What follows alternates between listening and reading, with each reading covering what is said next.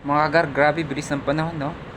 Dati, palaro-laro lang, baligo-ligo tayo sa ulan,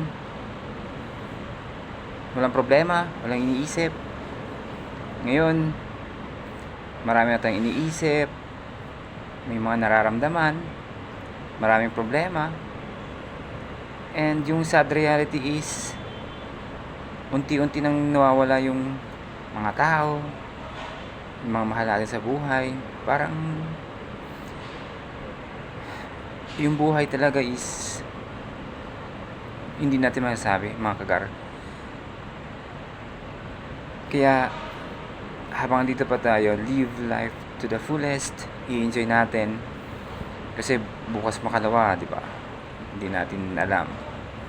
So yun yung sad reality, talagang walang permanente.